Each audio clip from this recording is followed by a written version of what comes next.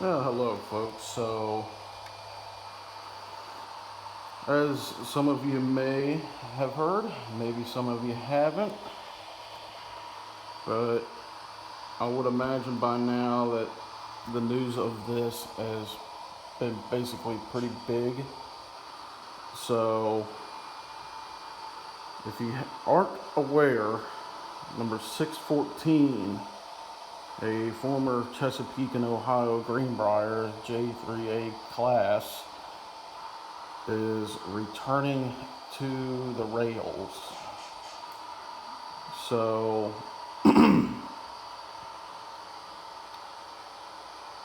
kind of wanted to share this with everybody, as many of you all have seen it. You're probably saying, but for those who haven't seen my channels or are new to it, you're probably thinking, well, how do you got two? Well, basically pure luck. Give me 1 second.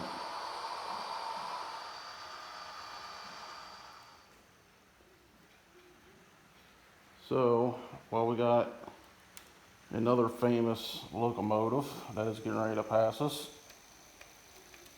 The real engine is still in service. I do not remember the CSX number that it is, but number 50 here will be donated to the Baltimore and Ohio Railroad Museum in Baltimore when it officially retires from the active service.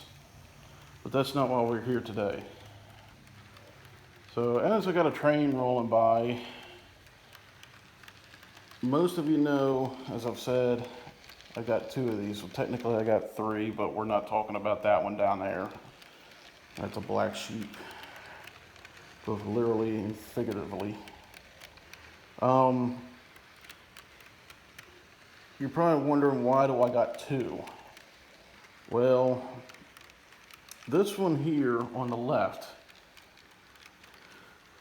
was offered up to me by a guy on Facebook by the name of Thomas, and may he rest in peace. But he was generous enough to say, look, I got one for sale. Would you like to own it? And I said, how much you want? He told me X amount of dollars, and I said, can you ship it, or can I do Western Union, because I do not do PayPal. I'm still learning that thing. He said, sure, I'll be glad to do it that way. And that's how I ended up getting this. So that was maybe about 6 years now. And since then, I have purchased a second one. And for the longest time, these key imports, here's the box for you. This was the only way you can get this locomotive. Both in service from 1940s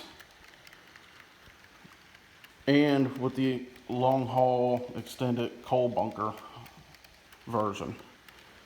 This was the only way you can get these locomotives. So I think, what was it, around 2017, 2018, that's when BLI came out with their version.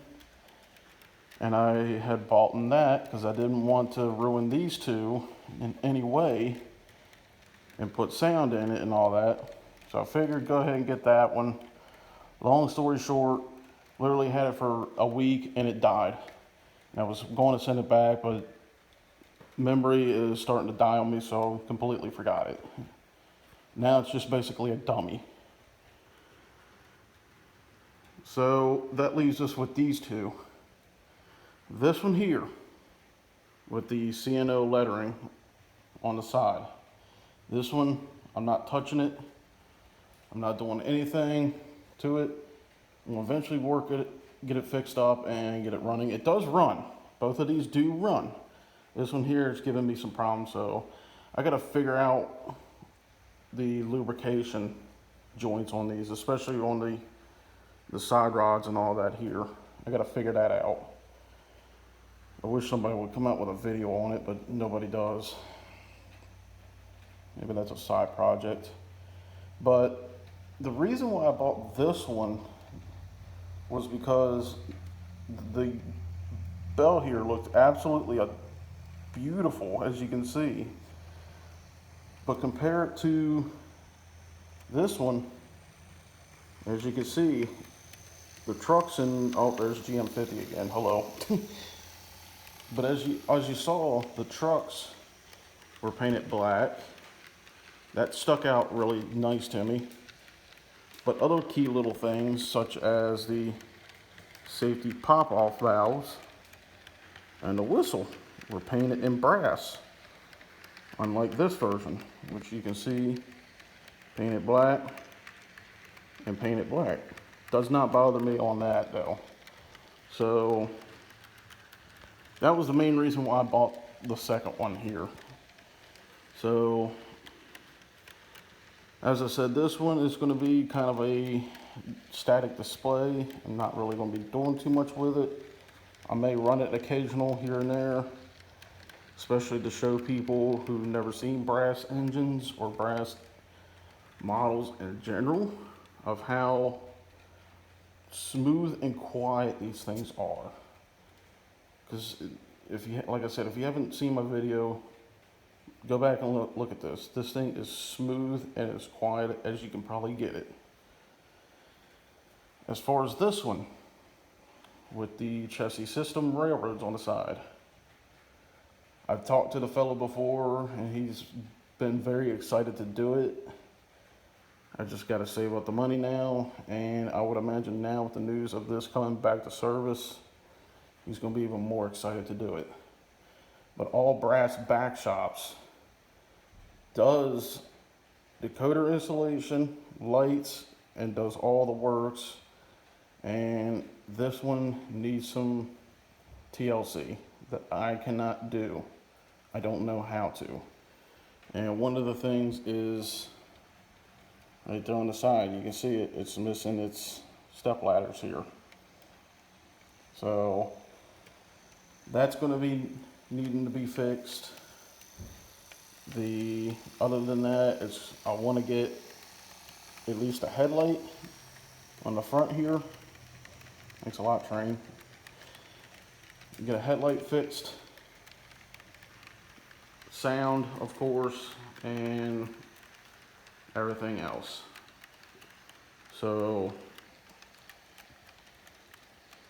but I figured the likely chances of me being able to see the real thing up and running again are kind of slim to none.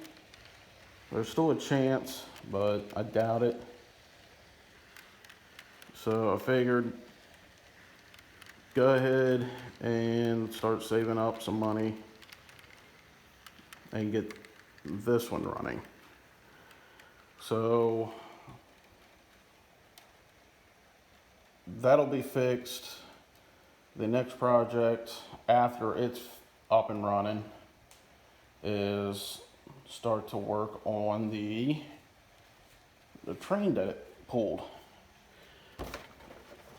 So in 1980, Ross Rowland purchased a good amount of passenger cars to run behind it, and that was how you got, well, not really the greatest looking train for me, but in real life it's really beautiful.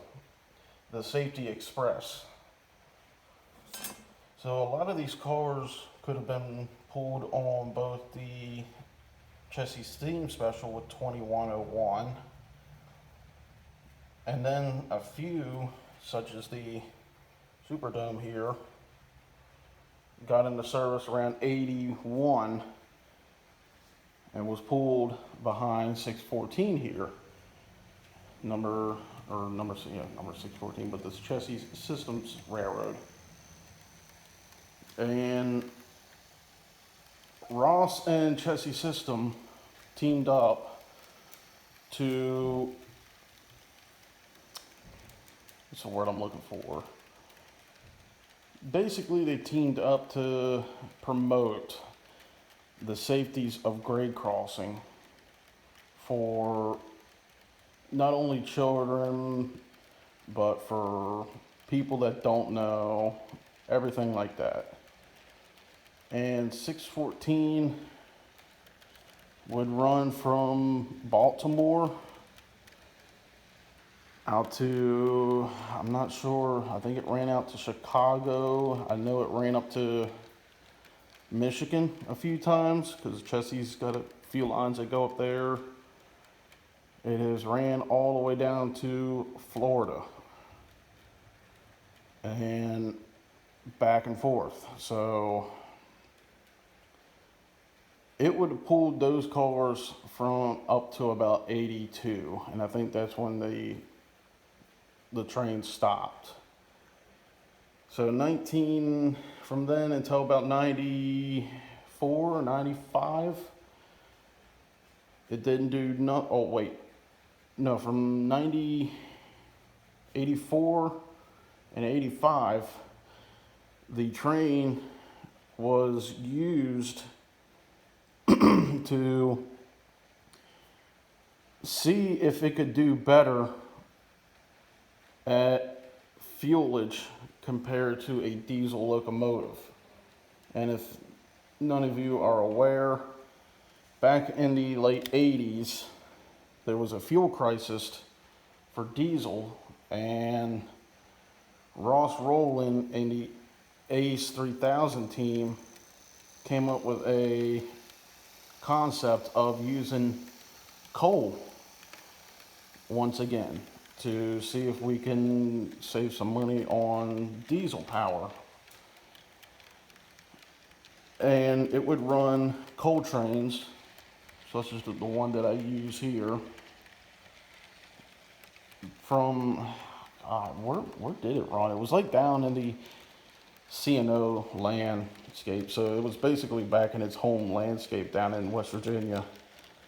And the locomotive would pull 2 auxiliary water tenders and sometimes 2 other passenger cars. It would be like a baggage car, RPO, and an observation deck. And then it would pull probably like 100 plus coal cars such as these and a caboose. And the locomotive, from what I've read up, actually did a lot better than the diesels did at that time. However, just before it was fully said, yeah, we're going back to steam, diesel fuel prices went back down, but the testing on this was inconclusive because of the harsh cold temperatures at that time. And I think they said it got somewhere into the sub-zeros and even sometimes up into the -20s up in West Virginia. So I kind of know what that's like. But apparently all the testing that it did was inconclusive, and the railroad said, we're going back to diesel, sorry. So from 85 until about 95, 614 stayed in Russellville, Kentucky, and basically sat in a kind of like a maintenance shop and didn't do nothing until about 95, as I've said, or 90, I think it was 97 actually, or 98, until Ross decided to take it up to Hoboken, New Jersey, and would run the Erie Limited up and around Jersey and New York on the New Jersey Transit lines. And that's how you got this version with the Chesapeake and Ohio lettering on the tender. And it would also have the auxiliary water tender with it.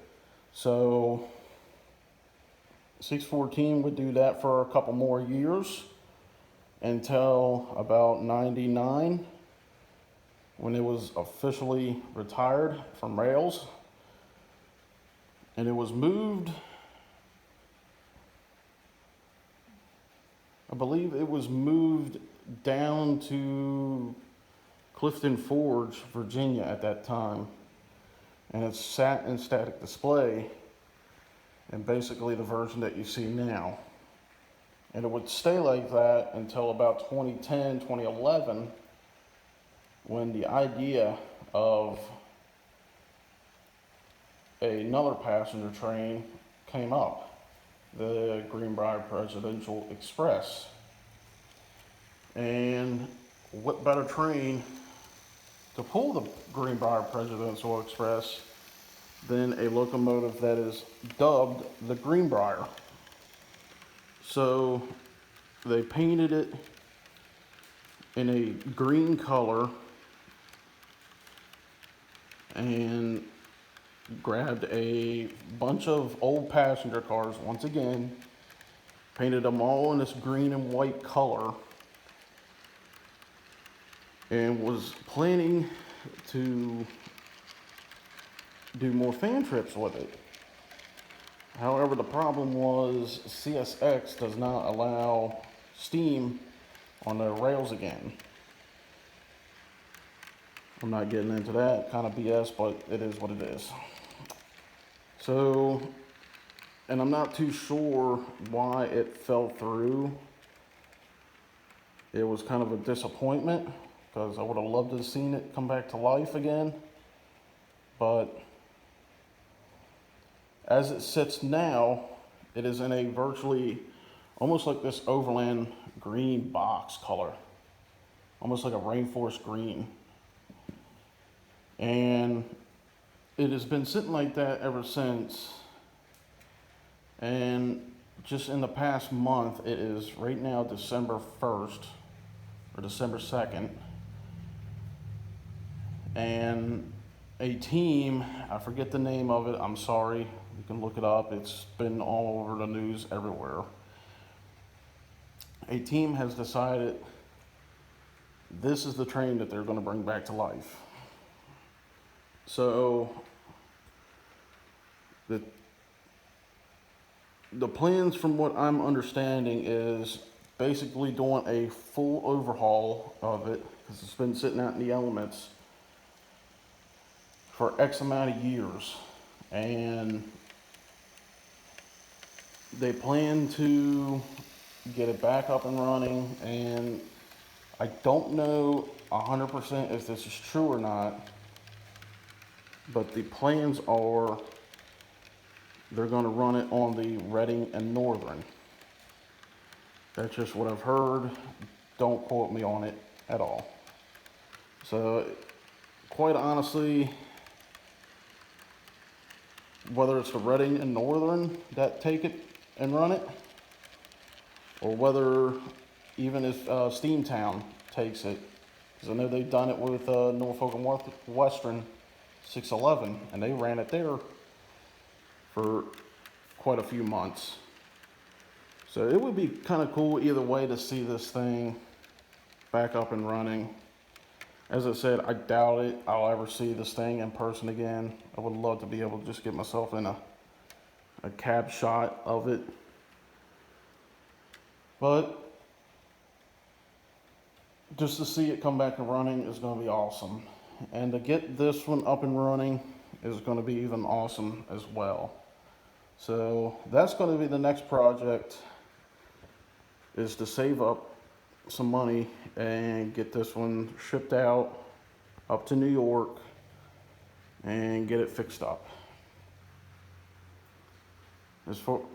So that's going to be the next project. The next project after that is scenery.